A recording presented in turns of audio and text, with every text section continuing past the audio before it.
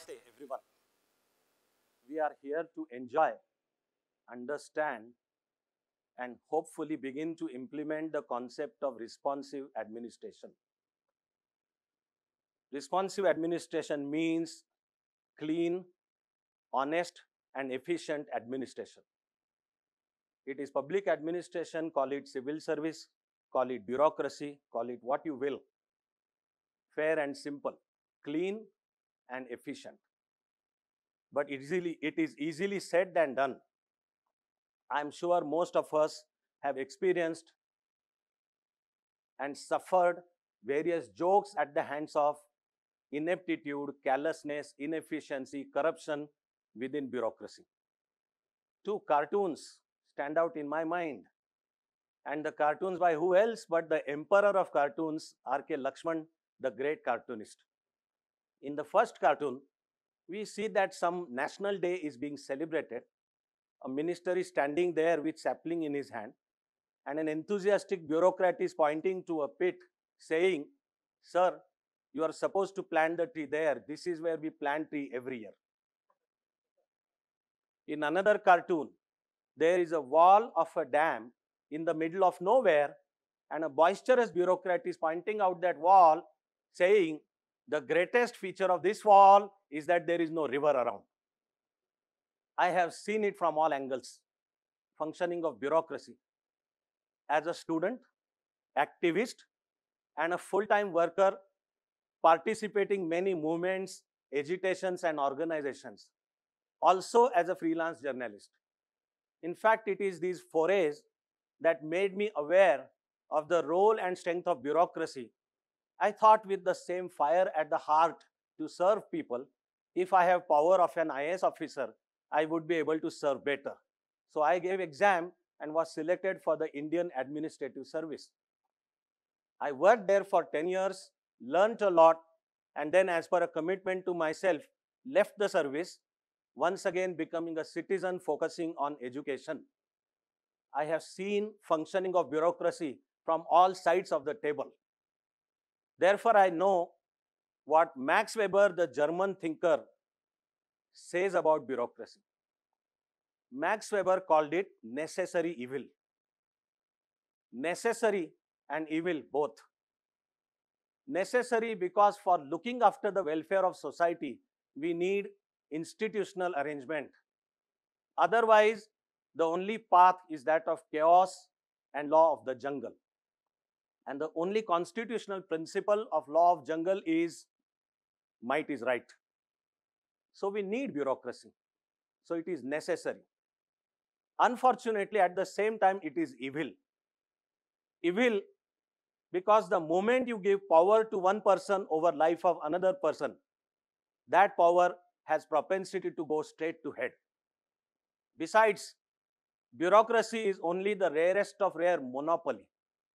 You don't like a certain shopkeeper, you can always go to another shopkeeper. And that keeps both shopkeepers on their toes. When it comes to bureaucracy, there is no other shop. It's a monopoly. And monopoly breeds carelessness, lack of attention to people, plus it's a power that makes it evil.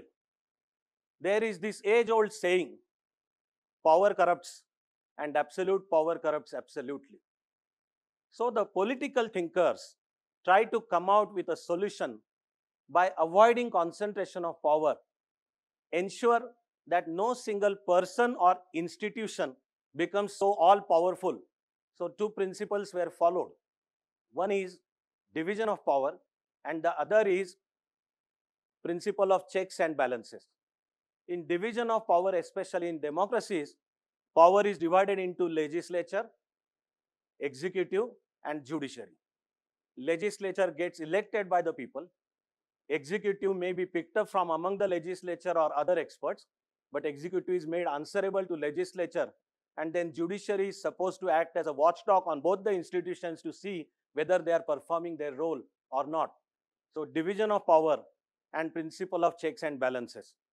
Still, power goes to head, and even democracy is not a perfect form. Because as one beautiful essay on democracy says, it is two cheers for democracy. Or what Winston Churchill said, that democracy is the worst form, except that then there is no better form available. Great Indian thinker Chanakya, in his timeless classic Arthashastra, also lays down 36 different ways in which bureaucrats perform corrupt actions. Chanakya says, as you can never know when the fish drinks water, so also you can never know when a bureaucrat makes a fast buck. So Chanakya lays down a pretty tough code of conduct for bureaucrats. And Chanakya says, Praja hite hitam radnyaha, praja sukhe cha sukham, natma priyam radnyaha. That is, the only happiness for the ruling governing class is people's happiness. People's welfare is the only welfare. And the governing class doesn't even have any right to have any other happiness or welfare. When we come to Indian conditions, the scene becomes even more sad. Because Indian bureaucracy is a product of British colonial rule. During the British rule, modern Indian administrative structure came into existence. The goal of that administration was to subjugate people and to exploit India for the benefit of Britain, which means the administration had predominantly a regulatory role, keeping people under subjugation, which means maintaining law and order was the main task. I'm not saying no development happened. Development did happen, but that was not the goal. The goal was to subjugate people.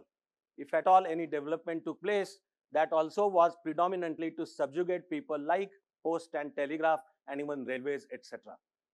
After independence, this goal changed. Now the goal was development. But the system design did not change. The system of Indian bureaucracy was dominated by ruler mentality.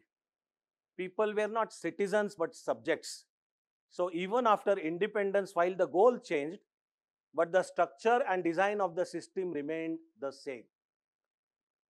Gandhiji had advised in his beautiful paragraph known as Gandhiji's Talisman.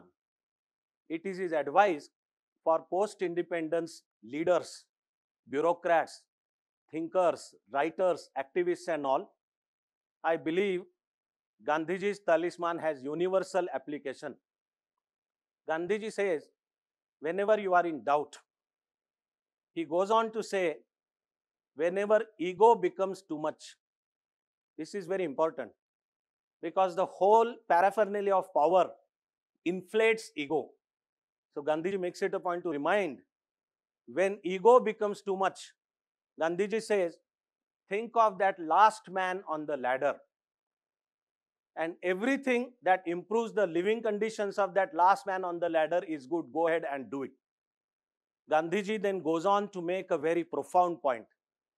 He says, the physical, material, and also spiritual development of that last man on the ladder, which means Gandhiji's concept of development is not restricted to material development alone. He still goes deeper and reminds that every such action which increases that man's control over his or her own destiny. This is very profound. Not bureaucracy's control. That man's control over his or her own destiny, which means even responsive administration means increasing degrees of freedom. If the administration behaves and performs as per these principles, it would be responsive administration. But as I sadly said a few minutes ago, that is not what happened in independent India. We still continue the same structure which was of exploitative nature. It is important to remember that there are three principles to decide to bring about responsive administration. There were so many changes required. For example, how even officers are to be recruited, how their training is to conduct, how postings are to be done, how performance is to be assessed, and promotions are to be given, and finally retirement also. These changes did not happen. So the role had changed, but to expect that the same British colonial structure should deliver now the developmental role which was required after independence is to expect mangoes to grow on a bubble tree. These changes unfortunately did not happen. After 1991, the role underwent still bigger change because now it was the world of globalization, further accentuated by liberalization and privatization. Now the role of bureaucracy was neither regulatory nor developmental alone, but now people's participation became important and it is entrepreneurial role. A very beautiful word used for this is that now bureaucracy is the facilitator, not the controller. I offer a 3-point program to bring about such a responsive administration.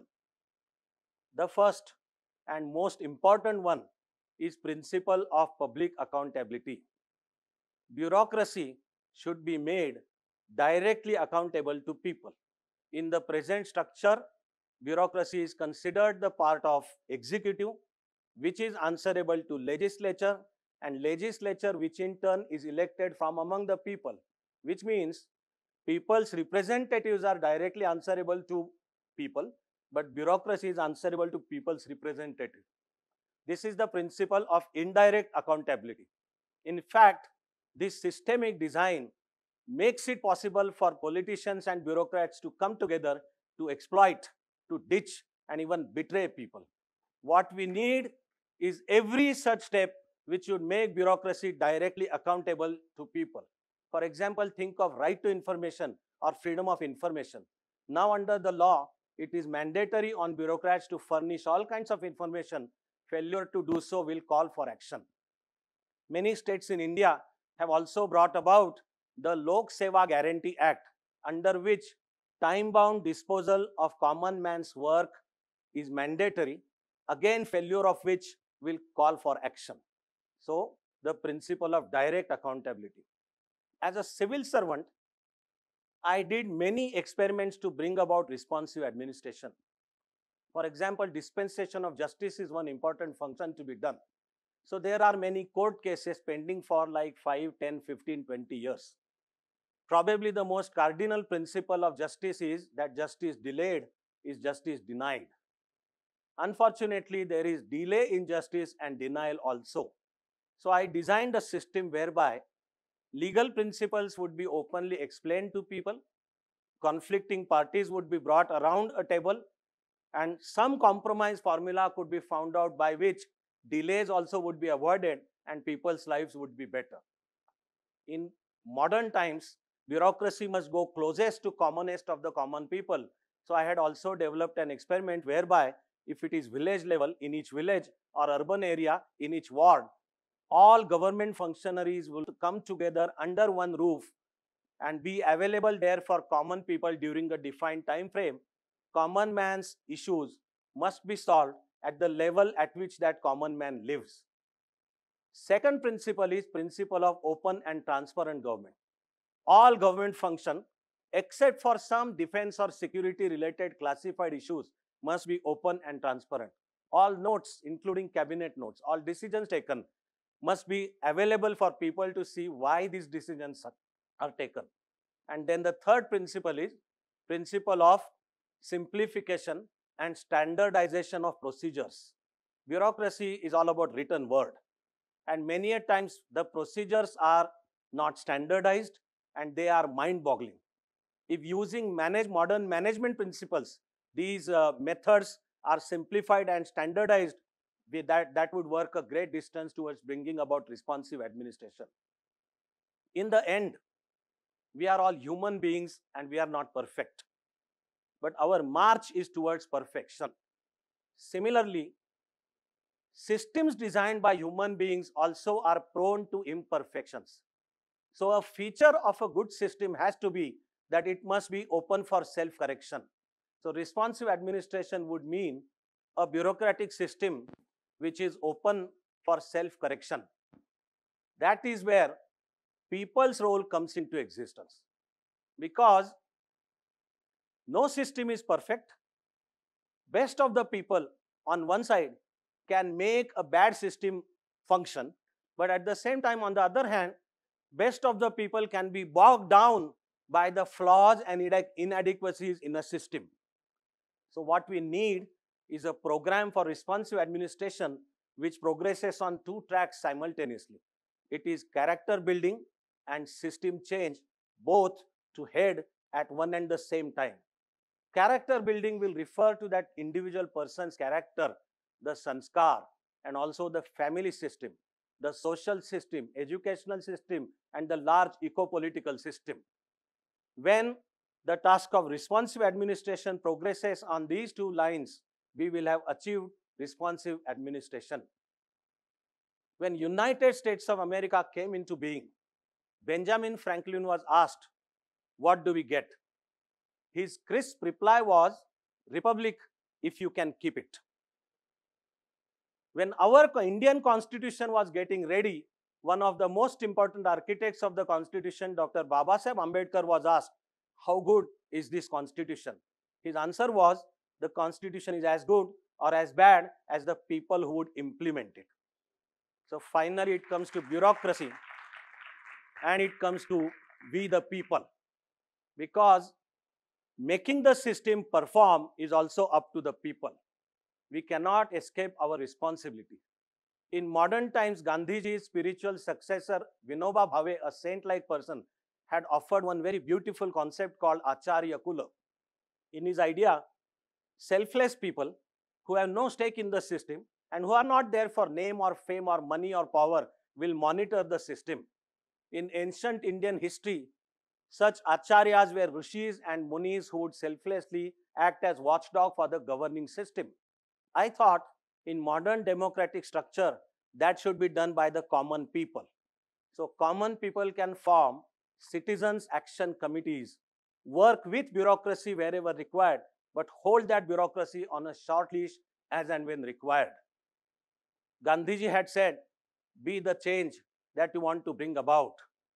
So from all human endeavors, from responsive administration to climate change, and from gender justice to art and architecture, let us all be the change that we want to bring about.